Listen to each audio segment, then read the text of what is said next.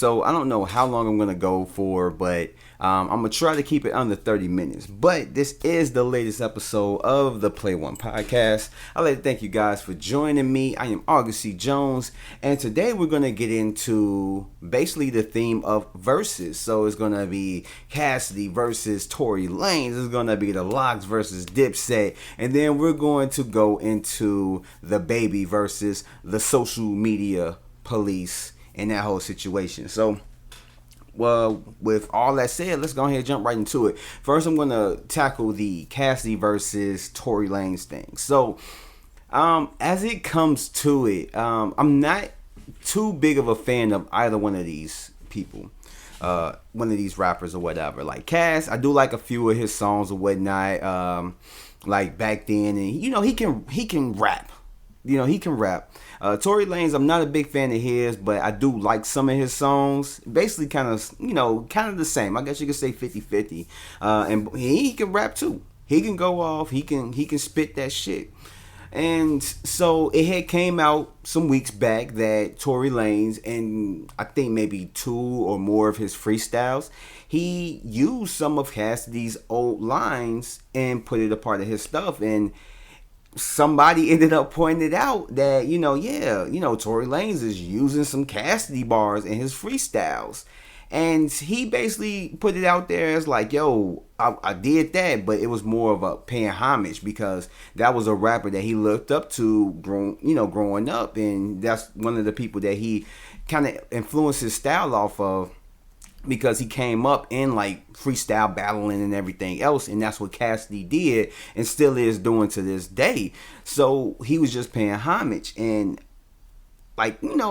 Cass kind of look at it as like, you're not paying homage, you stealing. And a lot of people feel like that way, like he just put it up in there and just was he's trying to see if he can get away with it. And Cass came out with a diss record talking about the whole thing. The diss record is called Perjury, and Tory Lanez have yet to respond to it on a diss record type level. And so my thoughts going into it, first of all, I feel like Tory Lanez, I don't feel like he did that to pay homage. I honestly don't. I feel like he took those bars and really tried to play it off as his own, because when you look at it, Cass, he's not as big as he used to be back in the day as he is, he not as big as he used to be back in the day. And so it's kind of like you probably don't have a lot of people looking at Cass's stuff and will point out the stuff like that. And I guess he kind of felt that way, so he used it not thinking that people were going to find out. And surprisingly, people are very thorough when they need to be, so they pulled that out and saw that he was using some of his bars from one of his songs or whatnot. And I believe he was trying to, I feel like he was trying to play it off as he was paying homage. And just to kind of like that, he can get away with it. And Cass called him out on that. Like, nah, you stealing, bruh. Which I feel like Cass shouldn't have put out a diss record, but Tory Lanez did, in his response, kind of came off as like, like you should be honored. Like, that I use this and that. He came off not really kind of like truly respectful, just in my opinion, how I perceived it. And I can see why Cass came off the way he did. But I do agree with a lot of people online, as Cass did this to kind of bait him, to kind of get something going and make Cass more relevant. Because when you look at it, if you're not following Cass's career, you won't know anything that Cass is putting out. So this is the perfect time to jump in the booth and diss somebody that is of Tory Lanez's stature. And I like this whole situation. I want to see how it pans out, because I'm not in either corner, but I feel like Tory Lanez will respond because he's done it before within the past years with Jordan Lucas, with Don Q. And even like last year when he was talking about the whole Megan Thee Stallion situation, he had no problem calling out names, especially my baby JoJo, but we're not going to get on that. But I feel like he more than likely is going to respond. He's taking his time, so I feel like either he's more than likely going to come out with a mixtape or something, or, just something good to really go at Cass with. Or he might just leave it alone and just be like, yo, I'm bigger than what you are. You over here trying to get clout off of me. Like, okay, yeah, you got your little 15 minutes of fame, but I'm about to go ahead and keep doing what I'm doing. So either way, I feel is good depending on how you go about the situation. But if you go in, I feel like Tory Lanez is gonna go in. I feel like he's gonna go in. He shows that he is good at dissing dudes, that he is like a good lyricist. So I feel like he is gonna give him something if he does come out with it. As far as the diss record, I feel like Cass is just Cass. The diss record wasn't great. It was okay. It wasn't great. Like Cass, like me personally, I'm not a huge fan of his rap style now. It's the same. It's the constant. It's nothing has changed. Nothing is new with his rap style. And I feel like he could have came harder. He could have shortened it and, you know, maybe did something a little bit different, but it's just Cass. He's gonna do whatever he does. He had some bars up in there that, you know, was actually pretty good, you know. But overall, as a diss record, it was an underwhelming diss record. So I honestly would not blame Tory Lanez for not responding, because that wasn't one of the diss records that will make a person be like, oh, you have to respond. Nah, it was a diss record that was okay. But it wasn't all of that. Like it was pretty decent.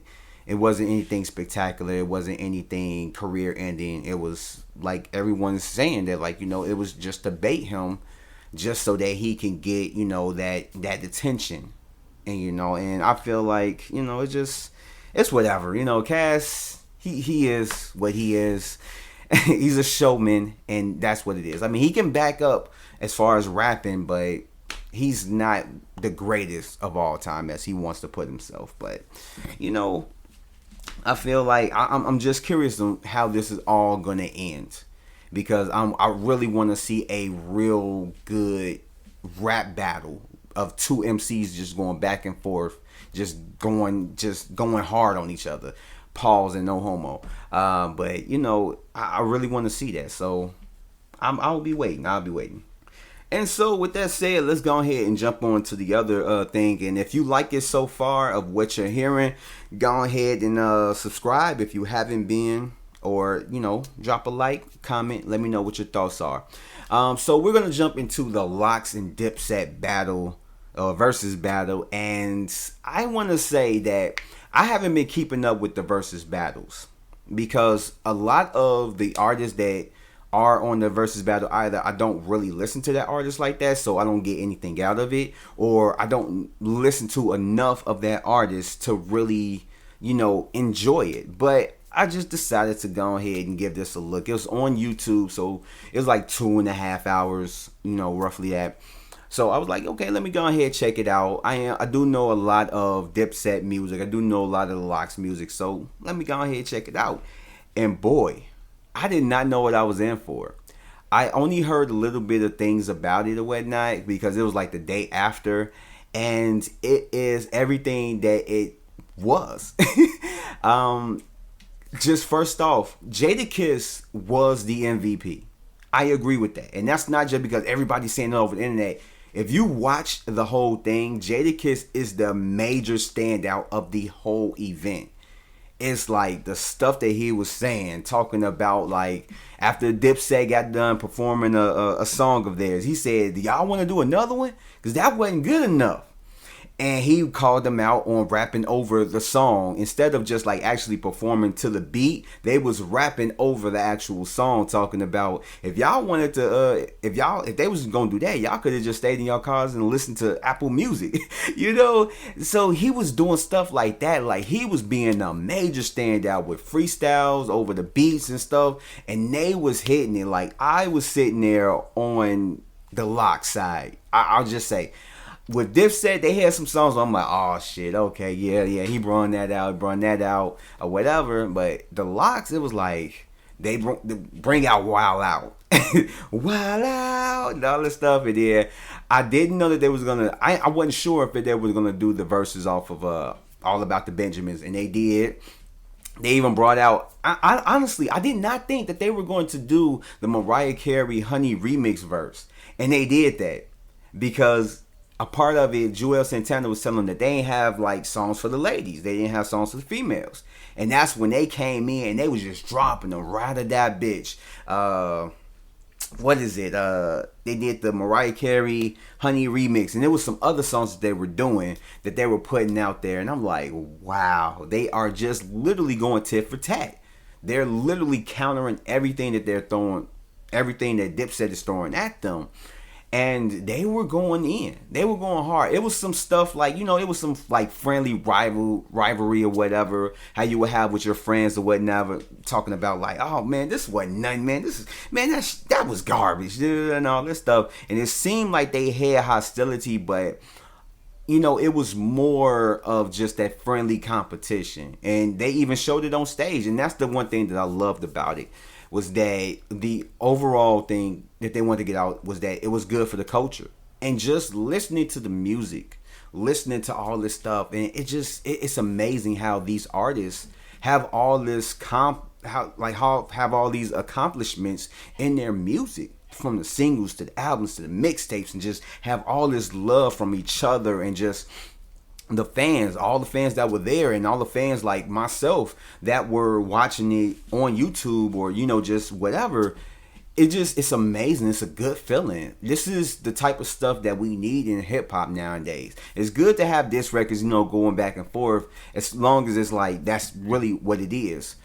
Because competition can be a really good, healthy thing. But this was just something just spectacular. Win or lose, these two crews did their thing in hip hop and deserve to be recommended, or not recommended, deserve to be recognized for their accomplishments and what they've attributed to hip hop, especially after this Versez battle. But overall, it was entertaining as fuck. It was so entertaining, and they wanted to put on the show, and they damn near put on the show. Well, not damn near, they really put on the show, and it was very, very, very entertaining, and I love that they did that. And I'm looking forward to the next one. Hopefully it's artists that I know that I'm more familiar with, so I can really kind of get into it. But they did their thing. Jadakiss, he deserves his roses. He deserved that time. And then recently I just read that their music, the Locks and Jadakiss's music, literally got more streams than it did before because of the Versez battle. So this was not only good for the culture of hip hop, this was good for their sales. So I'm pretty sure that Jadakiss is loving this shit. I wouldn't be surprised if he came out with a freestyle talking about it and all this stuff, showing love. But they did say they were all going on tour in October. It's gonna be Dipset, Locks, and it's gonna be State Property. So that sounds like it's gonna be a dope ass concert. But in any case, that's my thoughts on it. I thought it was really good. I thought it was excellent. And shit, if you haven't seen it yet, definitely check it out. And if you've liked what you've heard so far, go ahead and hit the like button and subscribe to my channel if you're not already. And so let's go ahead and jump into the last topic of this podcast, which is going to be the whole Baby situation. So DaBaby was in concert about like maybe a week ago, about a week and a half ago or something like that, and he said some remarks that could be based in homophobic, which they were homophobic remarks. It wasn't anything extremely bad, but it was bad enough to cause up a storm. Now, so I kind of didn't want to speak on this because what I may say may get some people against me, but I'm gonna just be real and I'm gonna just say it. I honestly I'm not gonna condemn him like everyone else for saying what he was saying. I'm not against gay community. And I have a lot to say on it, but I'm not gonna, get on that. I'm not gonna talk bad about the gays or anything like that, or just the pride community. But I feel like he shouldn't be condemned as harshly as he has been, because if you look at hip hop as a whole, ever since gangster rap started, it's more stuff that has been said, way worse stuff that has been said about the gays and all it, and just other things in general that should be looked at rather than remarks like what DaBaby said. And even just looking back at concerts, you more than likely can find stuff that DMX said.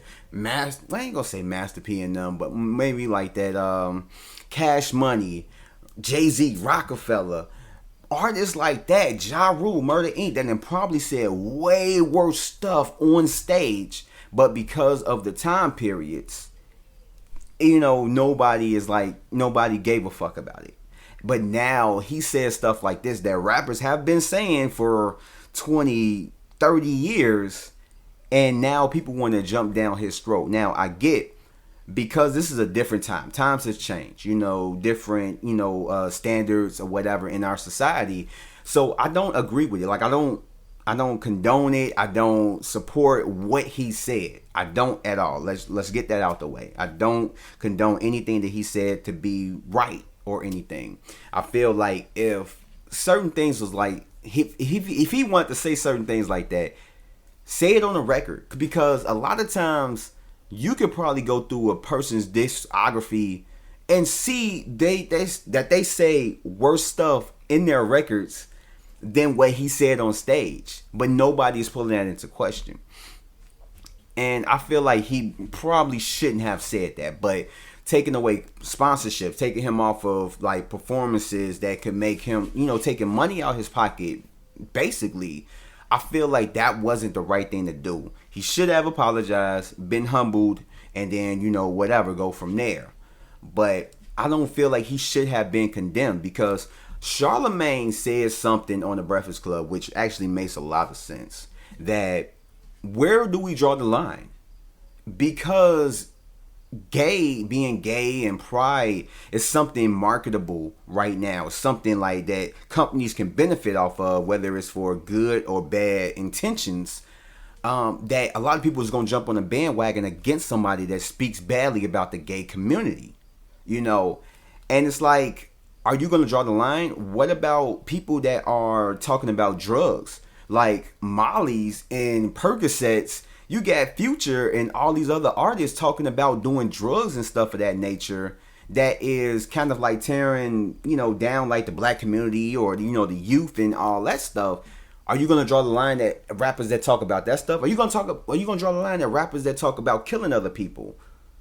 Like, I mean, where does the line draw? Like, is the worst thing that a person can say is that if you don't suck dick, if you don't have AIDS, is that the worst thing a rapper can say? Is that where you draw the line at?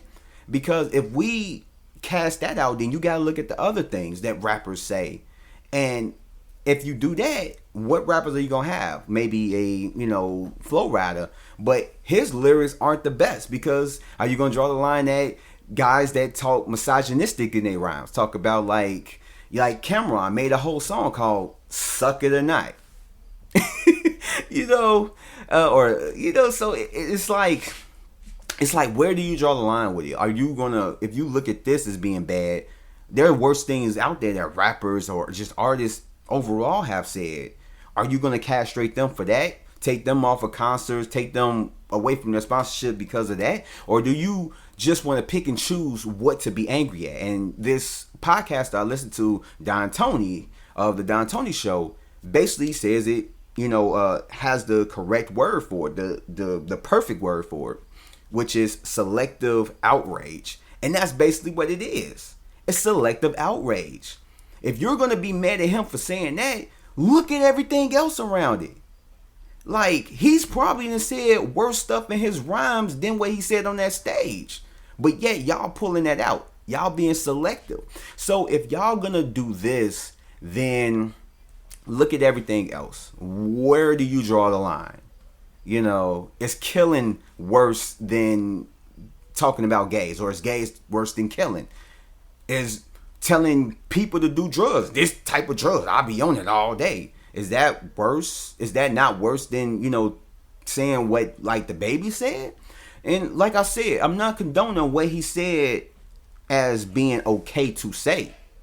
I feel like, yeah, he shouldn't have said it, and he should apologize with a better apology than what he did. But I also feel like if you're gonna jump down a rapper's throat for saying stuff like that, Look at the overall spectrum of what rappers have been saying. And don't just jump down his throat because of that. But look at the overall spectrum. It's like rappers have said worse shit. You know? So I feel like he's getting an unjustified, beating, bashing from just the media and everybody else about his comments.